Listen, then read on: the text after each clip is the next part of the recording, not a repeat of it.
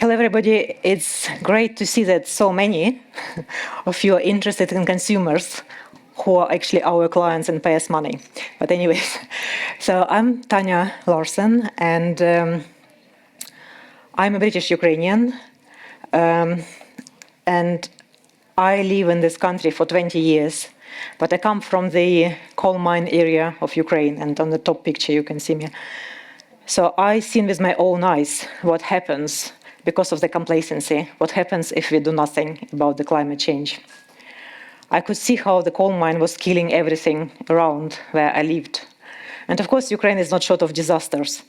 Well, Chernobyl is a good example of it. But of course, with Chernobyl, people had to retreat. And now, 38 years later, we can see that the nature came back and retrieved itself. The issue is climate change. It is silent killer in the same way as radiation. So we don't see it, we don't smell it, we don't feel it straight away. But we cannot retreat. We don't have 38 years to let it happen and fix itself. We have to act now. So we have to have more momentum, we have to have more force, more power. We have to have collaborative action to make it happen and make a move forward. So, how can we engage all those 4 billion of consumers globally to participate in the sustainability and to make move forward? Consumption is by definition is destructive. And of course, being in climate finance, we are talking about capital for sustainable development, we talk about nature, production, finance, human, social, intellectual. But if you look at it, 5 out of 6 pointers are created by humans. But at the same time, while we are capital for sustainable development, we are a burden on our planet.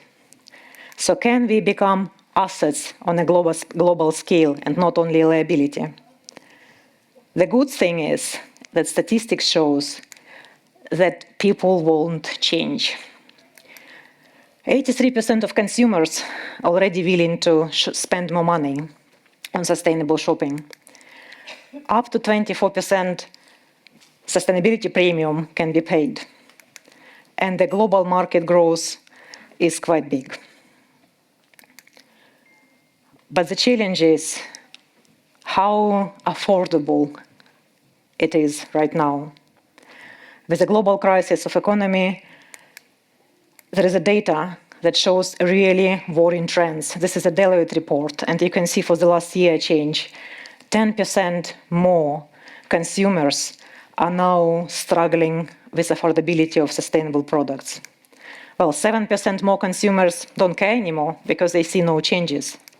And of course, the information is still the problem, the lack of trust. So I think because people don't see any actual actions, don't see any changes, they don't feel that their behavior makes any difference, and it's just simply complicated. If you go shopping, try to find, how sustainable the product is. On the QR code, there is a bit more statistics on our website, of course, if anybody is interested. So the main challenge is cost and information. So how can we address the busy shoppers to stop and think for that half second or 2 seconds at the point of sale and think about what they're buying? I mean, if you look at the typical shopping page, it's not easy to understand. It's not easy to navigate. And rightly, because of everybody wants to make money, it's very heavily price-focused. It's complex in terms of data. There is not enough information on sustainability. I'll put lack of information politely, but kind of there is no information. And of course, greenwashing. Everybody is fed up with all green leaves and trees and flowers everywhere. So it's a simply lack of trust.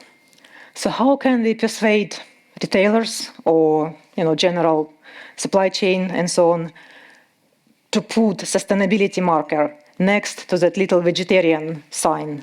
Or how can we have a Trustpilot type rating next to the consumer rating? Or the traffic light system, like we have a sugar, salt, fat along the products line. So it's in front of your face. So you can see a decision made not only on the discount or special offer, but also think about it at the speed moment when you look at the page. And of course, we are in here all running around, very busy talking to our investors because sustainable businesses are running out of money. So we spend all these amazing efforts trying to raise money with the limited green financing available and everything else. So what if we focus our efforts, even a fraction of our efforts, to talk about our sustainability to our consumers in a very easy language, not in the numbers language? Because consumers can be key drivers for sustainability. It's a massive force. It's a massive global force we can engage. And of course, as I mentioned earlier, consumers can potentially deliver sustainability premium. The shopping basket can be higher value if you engage with consumers. Scalability, if they like, they talk to their friends, it goes across, it's not marketing costs for you. And of course, long-term profitability, because people are very loyal to the brands that they like. A good example is Patagonia, and probably everybody knows it. It's not a cheap product, but people are willing to pay for it because it has a message behind it that is properly delivered to their audience. And the sad part is when we are doing the sustainability rating for our retailers, less than 10% of the top revenue generating companies on the UK market are scoring 4 or 5. But even those 10% are not shouting loud enough. So if they were shouting about it, it would pull in the rest and it would hopefully make a difference. So what if we talk this whole boring ESG-related numbers-driven data, not necessary to our investors all the time, but we communicate it as an emotion to our consumers. We get the answers from the consumers and tell them to our investors. And we hopefully get positive emotion from our investors as well. But how to do that? I mean, obviously it's not easy. So for consumers, it has to be very, very easy to understand, easy to implement, and in their face. Consumers don't like to be forced. So the whole approach has to be nudging. That's why we took this challenge. We just do it. We just put it out there and let them decide. And in the same way, like we were forced to do recycling finally, it took years to remind about it, to make things better. So it will take time, but hopefully if we start now, it will make a difference. And of course, community engagement is an added bonus as everything else. The data is a tricky part because of the trust issues. And it's why we took a challenge to deep into the measurable data, based it on the reporting of the companies, not, if we like somebody or don't like somebody. So only measurable data referenced to particular sources can make a difference. But all of this wouldn't be possible without stakeholders' collaboration, because we hope that the brands will engage in the process as well. And of course, tools are necessary to make people at the forward of this people, planet, and a profit triangle. Yeah, so there is a QR code if you want to look for more tools. But I think the key message of all of it is that I've been to these events for quite some time, and it's too much talk and not enough action, not enough force to move everything together. And of course, yes, I was very fortunate. I came all the way from Ukraine 20-something years ago, got out of that horrible situation, speaking in front of you right now, and you can hear my voice. But how many people cannot do that? They don't have a voice. And it feels like I'm kind of responsible for trying to persuade us to collaborate. That, today in Africa, somewhere in a mine, supposedly developing sustainable car manufacturing materials and so on, that there are people in there looked after, and sustainability goes across the board. Is it possible? I think it is possible, but will take efforts. And of course, only together we can make it happen. So, we can make history now, and, I guess it's our decision on which side of the history we are right now. So you're welcome to ask questions, and hopefully something can be done about it.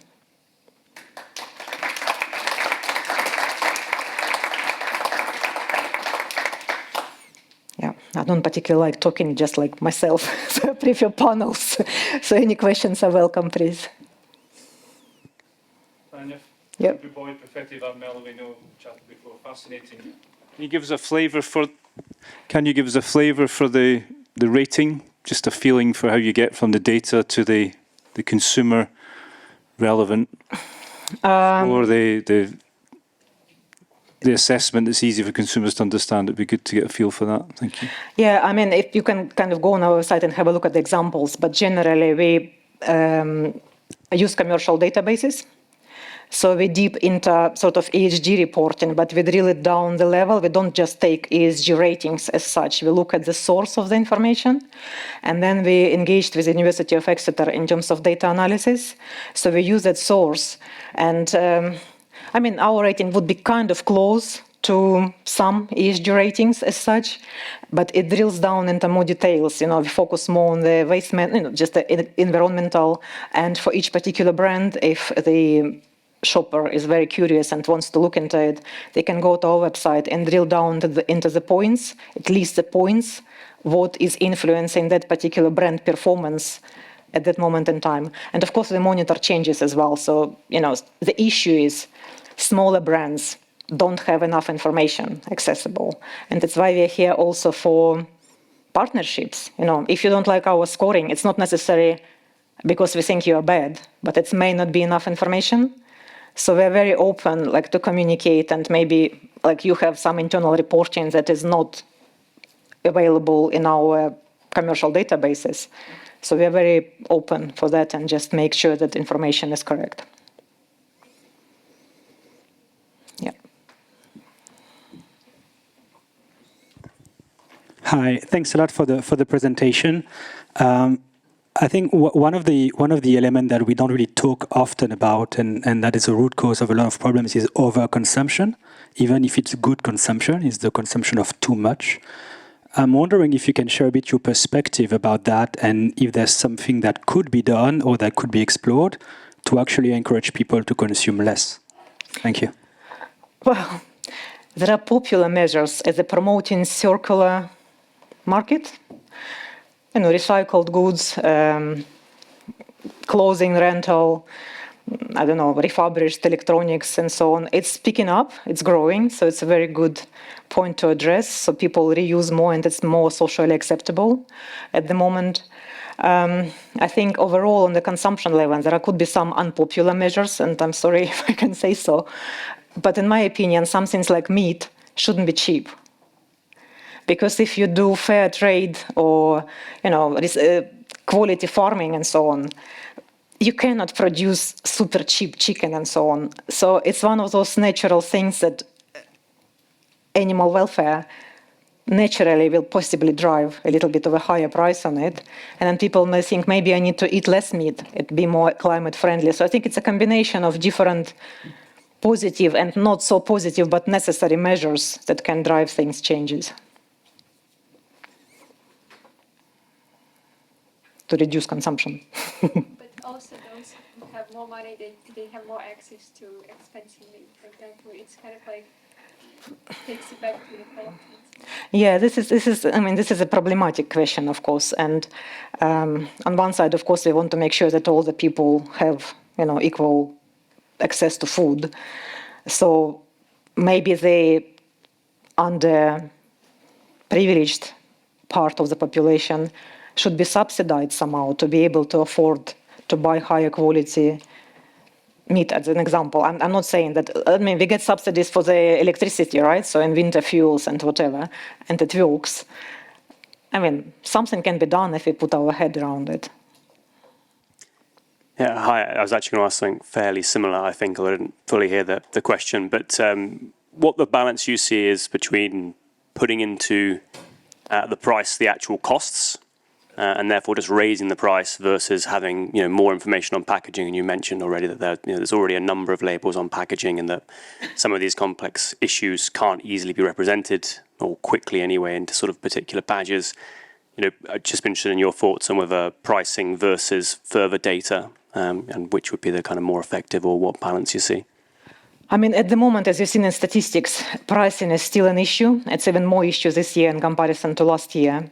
But it's where we collaborate on our retail part. We collaborate with brands on the special offers, special promotions, and so on, because it's a combination of maybe some discounts put together with the marker of sustainability may change the opinion of people. So it has to be a kind of a common effort in terms of managing affordability as well.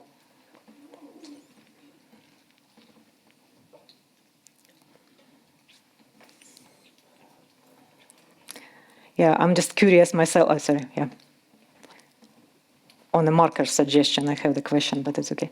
Hi, thanks a lot for the discussion. I've got a question to understand what is your view of the initiatives, like, for example, Amazon Climate Pledge Friendly, or those sort of initiatives to encourage more sustainable consumption? Do you think they work? Do you think consumers respond to that, especially with a lot of consumption being online? What is it that, how can we, does it have to be a conscious choice? And do consumers need to make that effort, or can this sort of somehow be embedded into the platforms that people shop on? And do you see a role for explicit labeling of products? Oh, definitely. Because the thing is that it has to be embedded in our brain at some point, and it has to be about nudging. Because at this moment in time, a lot of people cannot afford to buy more sustainable. But given the choice, I don't know, on Christmas sale and whatever, if something comes up that is marked like green, it would be good to have in the back of the mind that given an opportunity, I would prefer green. So to us, it's like a changing of consumer mindset in the same way, like, I don't know, you do it for health reasons, for instance, you don't want to consume some E numbers or some GM modified and whatever, just on the conscious level. Eventually, the hope is if you put it in front of the people's face, they may kind of notice, hopefully, at some point. Yeah. Yeah, and I mean, yeah, I just had a question if anybody has any better ideas of how to present those labels, because I'm getting stressed out myself with a number of labels. But it's where we work with the university in a sense of A/B testing as well, and what best way of presenting it. But if anybody has good ideas, please share. Yeah.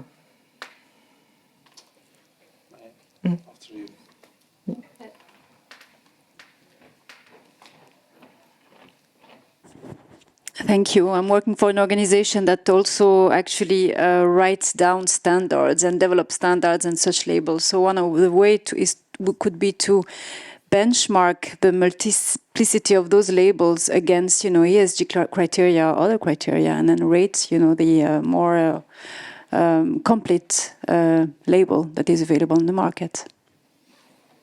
Yeah. Thank you. Hello. My name is Krzysztof Tarka. I'm from Poland, so we are neighbors. We used to be. I was to Mariupol in 1994 or 95, and I've seen the level of the environmental disaster there.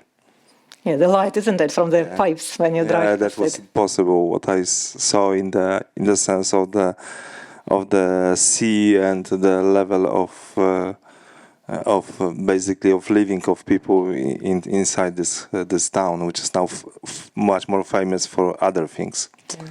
But my name is Tarka, Krzysztof Tarka, and we as a family, we are the owners of the consulting company in Poland, which is working with we are working as advisors to the wealthy Polish families who own businesses. Some of these businesses are small, some are medium, some of them are operating in the country, some are operating European-wide, and some are global, yes? For example, in the Oxford Street here, you've got this new stores. It's called Reserved, and it belongs to the Polish owner family.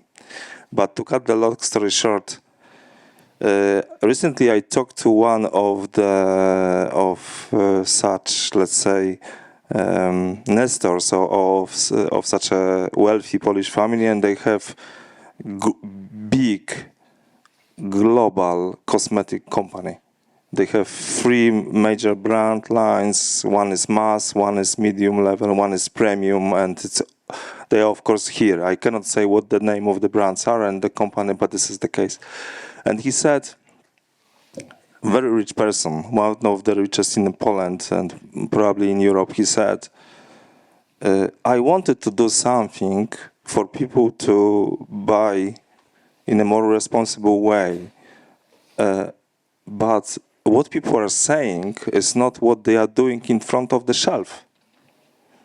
They are making decisions of buying my products or other products versus our products on the basis of the different criteria that they are claiming they are doing. And even if I have the influence as an owner of this company and the founder, I cannot, it doesn't make any sense for me to make these changes because the consumers are not going to recognize what I did for good. Well, what would be, this is the statement from the very rich person who can make a change. But it doesn't. The consumer doesn't want to make a change. Well, this is where we come in with university research as well, because, like I said, we run sustainability-focused voucher code websites for a bit, and we could see this as well. In COVID, it was great; everybody was green, sustainable immediately. But then it's all gone kind of back to normal, and of course, the price preferences is pushing forward and so on. But the point is that at the moment, you can't say for sure because nothing is in your face. You don't see the obvious label in front of you. So we only can give you results maybe a little bit later. It's why we launched this project. We ran it initially as a beta internally, broadcast it to external retailers and get the data. And maybe this time next year I can tell you. And funny thing, I come from the online dating software production back in the day. So we had a similar situation when people would state I like blondes or like whatever, but they look for something different. They connect with different things at the end. So yeah, I mean, I had exciting business career in that sense. But in a sense, consumers, we can only put it in front of their face, do it correctly, measure it, A/B test it, and then feed back to the brands and say, okay, this is what is reality. So it's a challenge.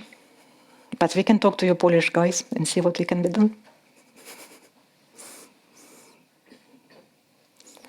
He wants to make a change, but the consumers does not influence him to make a change. We can discuss it a bit later.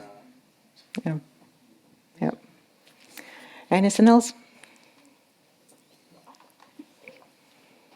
Thank you, everybody. Thank you so much. Thank you.